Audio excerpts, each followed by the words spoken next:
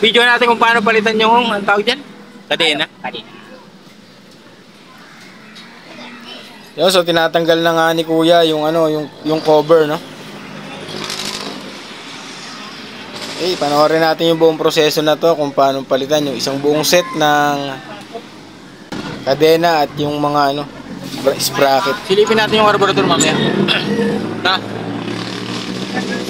Yan, so sinasabi niya yung sukat ng pantanggal 5 daw yun.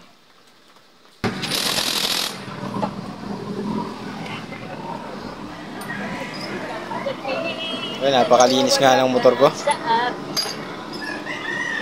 Kitang kita naman.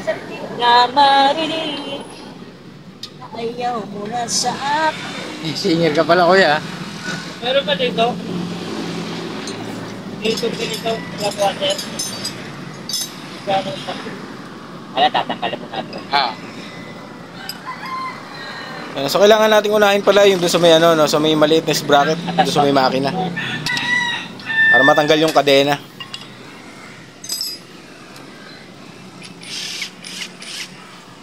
Pero siguro pwede rin tanggalin na yung kadena niya, no? Putulin tapos buksan yan. Kahit anong unahin nyo, basta matanggal.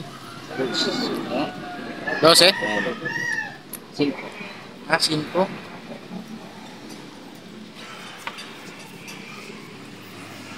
Tinuturo niya, no? Ayun yung lock. Yung lock ng sprocket na 14 ang sukat.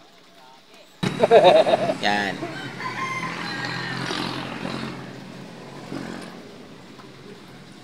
Okay, natanggal niya na. Yan, sagad na yan eh. Wala na yan, sagad na yan. Hindi, yan yung pinakasagad ng kadena na yan.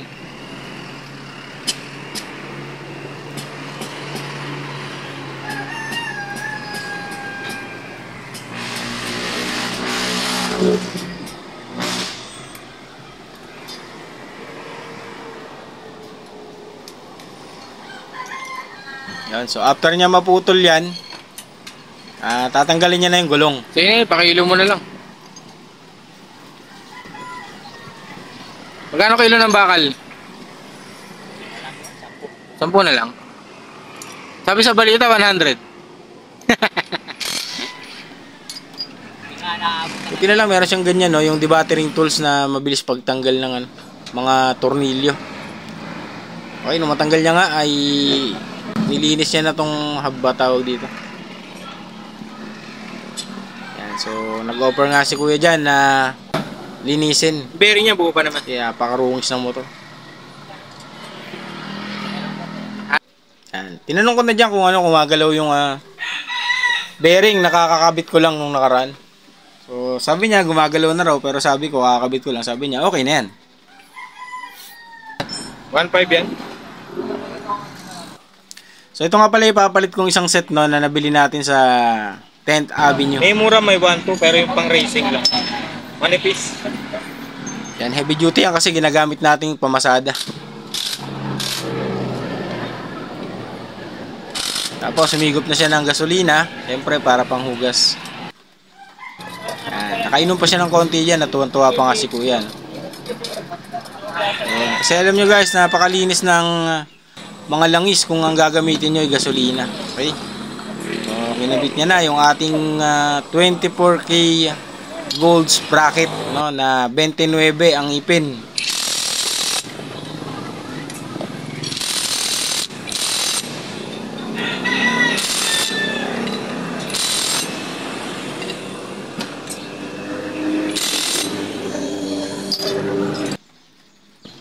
Ayan. Tapos yung ikabit yun, syempre in-install niya na yung gulong.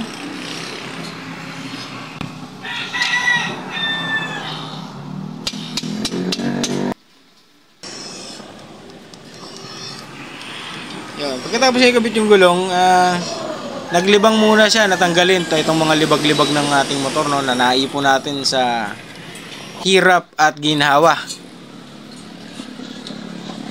Yun, siyempre sinabay na natin yung change oil yan. At pinalinis na rin natin yung oil filter, no. Yun, yung oil filter natin ay washable. So matagal na rin sa atin yung oil filter na yan na nililinis-linis lang din, di na natin pinapalitan, no. So, Maganda kasi yung washable guys kasi makakatipid kayo sa pagbili-bili. Tsaka bihira din bumara. Yan, so clean up na ni kuya yan. Napalitan na. Pag-nilalock. At syempre, ang ating langis ay inilagay na niya. So, sinali niya na yung bagong langis. No?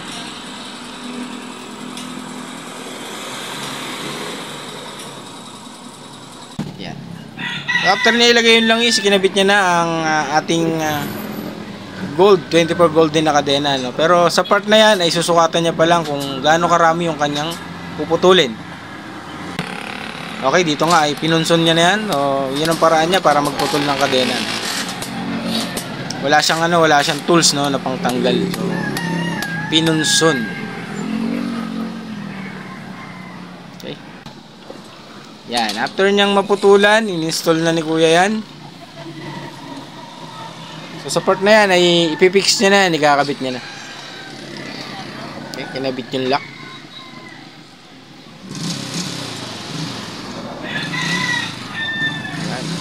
So, nakaranas ng gold na kadena yung ating motor, no? Salamat nga pala sa sahod ko sa Facebook. Nang dahil sa'yo, pag nakatikim ng gold yung aking motor, no? So, okay na. Yan, so final adjustment tayo. Yun. Almost finish na, no? So, final adjustment na yan. Yan. So, banayad na banayad, no? So, okay, ito na. Ito na ang finished project ni kuya.